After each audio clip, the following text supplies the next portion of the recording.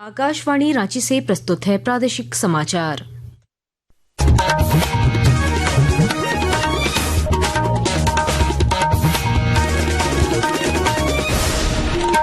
नमस्कार, प्रादेशिक समाचारों के साथ मैं कामिनी। पहले मुख्य समाचार।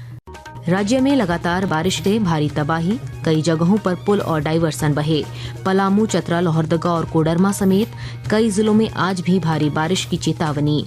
रांची समेत कई जिलों में दूसरे दिन भी स्कूल बंद। झारखंड ने क्लीन एनर्जी की दिशा में बढ़ाया कदम, शून्य कार्बन उत्सर्जन के लिए राज्य सरकार ने स्वनिधि इनिशिएटिव के साथ किया MOU। अंतर्राष्ट्रीय योग दिवस को लेकर झारखंड समेत देश भर में खासा उत्साह। सांस्कृतिक मंत्रालय कल 100 प्रमुख पर्यटन स्थलों और 50 अन्य सांस्कृतिक स्थलों पर योग सत्रों का करेगा आयोजन। झारखंड हाई कोर्ट में शराब घोटाला मामले में जेल में बंद निलंबित IAS अधिकारी विनय चौबे और टेंडर घोटाला के आरोपी पूर्व मंत्री आलमगीर आलम की जमानत याचिका पर आज होगी सुनवाई।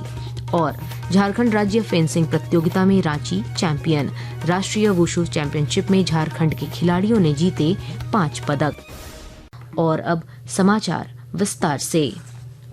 रांची समेत राज्य के कई हिस्सों में पिछले 3 दिनों से लगातार हो रही बारिश से भारी तबाही हुई है। कई जगहों पर पुल और डाइवर्सन बह गए हैं। इससे आवागमन प्रभावित हुआ है। पिछले 24 घंटे में बारिश के कारण 8 लोगों की मौत हो गई है और दर्जनों लोग जख्मी हुए हैं। कोडरमा में भी लगातार हो रही बारिश से आम जनजीवन प्रभावित हुआ है। कई इलाकों में भारी जल जमाव हो गया है, जिससे लोगों की परेशानी बढ़ गई है। NH पर भी कई जगहों पर पानी भर गया है, जिससे सड़क परिचालन पर भी असर पड़ा है। मौसम विभाग के अनुसार अभी 3 दिनों तक मौसम इसी तरह का रहने वाला है। कोडरमा उपायुक्त ऋतुराज ने लोगों से अनावश्यक घर से बाहर नहीं निकलने की अपील की है। सभी लोग अनावश्यक घर से ना निकलें, जो निचले इलाकों में रहते हैं ऊपर मूव करके रहें। हम लोग यहाँ से एक टोल फ्री नंबर भी जारी कर देंगे। कभी भी कोई ऐसी कोई सूचना या आपदा जैसी सिचुएशन होती है तो आप उस टोल फ्री नंबर पे जरूर संपर्क करें। उधर बोकारो में हो रही लगातार मूसलाधार बारिश से जिले के नदियों और तालाबों का जलस्तर बढ़ गया है। तेनूघाट डैम जलस्तर खतरे के निशान को पार कर गया है। डैम के 8 रेडियल गेट खोल दिए गए हैं। गौरतलब है कि डैम में पानी रखने की क्षमता 852 फीट है, जबकि 854 फीट तक पानी पहुंच गया है। तेनूघाट डैम के 8 फाटक खोले जाने से प्रति सेकंड 55,000 क्यूसेक प्रति मीटर पानी डिस्चार्ज हो रहा है, जिससे दामोदर नदी का जलस्तर भी काफी बढ़ गया है। दामोदर नदी के किनारे रहने वालों से जिला प्रशासन ने सतर्क रहने की अपील की है। इधर औद्योगिक नगरी जमशेदपुर में भी लगातार बारिश से जनजीवन बेहाल है। यहाँ भी आज दूसरे दिन स्कूल बंद रखने के निर्देश दिए गए हैं। और जानकारी दे रहे हैं हमारे संवाददाता। भारी बारिश ने पूर्वी सिंहभूम के लोगों के जनजीवन को बुरी तरह प्रभावित कर दिया। पानी भर जाने के कारण यातायात प्रभावित हो रहा है। जिले की दोनों प्रमुख नदियों का जलस्तर खतरे के निशान से ऊपर चला गया। ऐसे में प्रशासन ने नदी के किनारे रहने वाले लोगों से सतर्कता बरतने की अपील की है। मौसम विभाग ने 20 जून को भी जमशेदपुर में भारी बारिश की आशंका जताई, जिसे देखते हुए जिला प्रशासन ने कक्षा 1 से 8 तक के सभी सरकारी और निजी विद्यालयों में अवकाश घोषित कर दिया है। कुमार कुणाल, आकाशवाणी समाचार, जमशेदपुर। इस बीच मौसम विभाग ने रांची समेत राज्य के कई इलाकों में आज भी अति भारी बारिश की चेतावनी जारी की है। मौसम विज्ञान केंद्र रांची ने आज पलामू, गढ़वा, चतरा, लातेहार, कोडरमा और लोहरदगा में भारी बारिश का ऑरेंज अलर्ट जारी किया है। हजारीबाग, गिरिडीह, देवघर, दुमका, सिमडेगा और रामगढ़ समेत कई जिलों में मध्यम दर्जे की बारिश का अनुमान व्यक्त किया गया है। मौसम विभाग की चेतावनी को देखते हुए रांची, सिमडेगा, रामगढ़ और जमशेदपुर में आज भी स्कूल बंद रखने के आदेश दिए गए हैं। आकाशवाणी के ताजा तरीन समाचारों के लिए आप हमारी वेबसाइट newsonair.gov.in पर लॉग ऑन कर सकते हैं।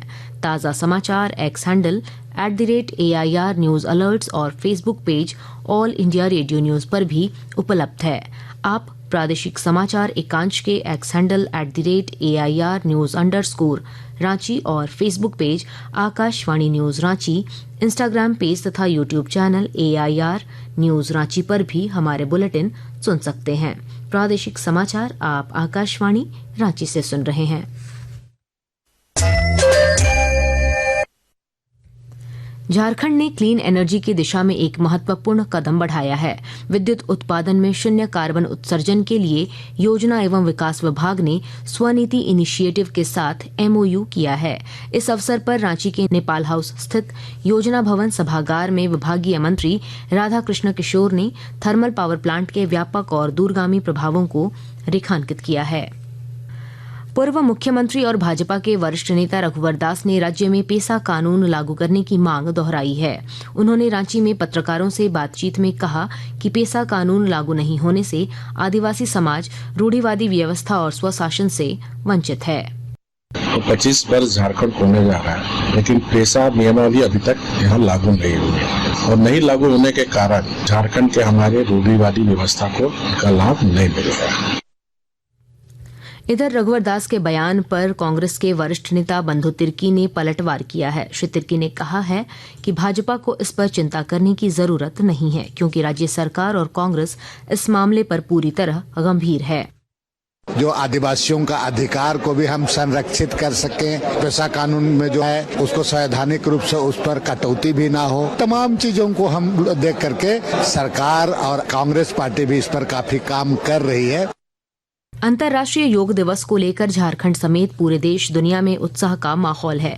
कल होने वाले इस विश्वव्यापी कार्यक्रम की तैयारी पूरी कर ली गई है। संस्कृति मंत्रालय योग दिवस पर देश के 100 प्रमुख पर्यटन स्थलों और 50 अन्य सांस्कृतिक स्थलों पर योग सत्रों का आयोजन कर रहा है। यह सत्र विशाखापत्तनम में आयुष मंत्रालय द्वारा आयोजित प्रमुख योग कार्यक्रम के पूरक होंगे। विशाखापत्तनम योग आयोजन में प्रधानमंत्री नरेंद्र मोदी भाग लेंगे। इधर झारखंड में मुख्य कार्यक्रम रांची के बिरसा मुंडा फन पार्क में सवेरे 6 बजे से आयोजित किया जाएगा।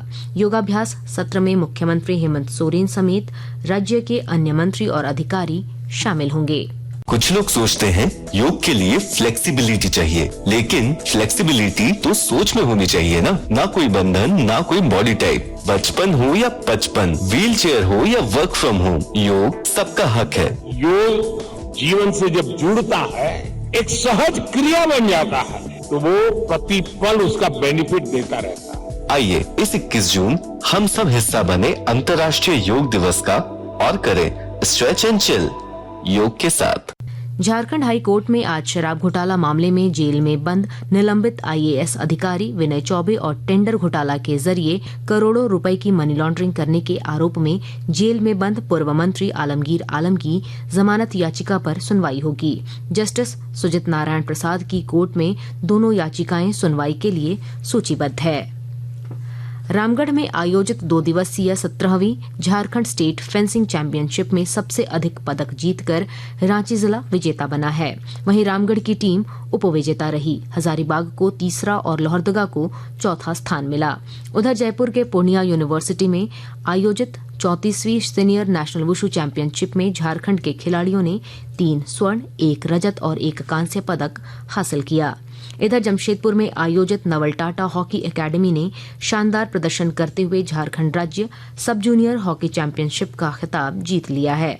फाइनल में उसने खूंटी को 4-1 से हराया। और अब अखबारों की सुर्खियां। रांची से प्रकाशित सभी प्रमुख अखबारों ने राज्य भर में भारी बारिश से हुई तबाही की खबर को प्रमुखता से प्रकाशित किया है। दैनिक भास्कर की सुर्खी है जलमग्न रांची, जोन्हा फॉल में बहे DPS के म्यूजिक टीचर। हिंदुस्तान ने लिखा है शराब घोटाला मामले में कारोबारी सिद्धार्थ सिंघानिया गिरफ्तार। प्रभात खबर के शब्द हैं मदरसा, अल्पसंख्यक और संस्कृत स्कूलों के 45,000 बच्चों को मिलेगी किताब और कॉपी। दैनिक जागरण लिखता है पेपर लीक मामले में रांची समेत 4 राज्यों में ED का छापा। अंत में मुख्य समाचार एक बार फिर। राज्य में लगातार बारिश से भारी तबाही, कई जगहों पर पुल और डाइवर्सन बहे। पलामू, चतरा, लोहरदगा और कोडरमा समेत कई जिलों में आज भी भारी बारिश की चेतावनी। रांची समेत कई जिलों में दूसरे दिन भी स्कूल बंद। झारखंड ने क्लीन एनर्जी की दिशा में बढ़ाया कदम, शून्य कार्बन उत्सर्जन के लिए राज्य सरकार ने स्वनीति इनिशिएटिव के साथ किया MOU। अंतर्राष्ट्रीय योग दिवस को लेकर झारखंड समेत देश भर में खासा उत्साह। सांस्कृतिक मंत्रालय कल 100 प्रमुख पर्यटन स्थलों और 50 अन्य सांस्कृतिक स्थलों पर योग सत्रों का करेगा आयोजन। झारखंड हाई कोर्ट में शराब घोटाला मामले में जेल में बंद निलंबित IAS अधिकारी विनय चौबे और टेंडर घोटाला के आरोपी पूर्व मंत्री आलमगीर आलम की जमानत याचिका पर आज होगी सुनवाई। और झारखंड राज्य फेंसिंग प्रतियोगिता में रांची चैंपियन। राष्ट्रीय वुशु चैंपियनशिप में झारखंड के खिलाड़ियों ने जीते 5 पदक। इसके साथ ही आकाशवाणी रांची से प्रादेशिक समाचार का ये बुलेटिन समाप्त हुआ। अगला प्रादेशिक मुख्य समाचार 10 बजे प्रसारित किया जाएगा। नमस्कार।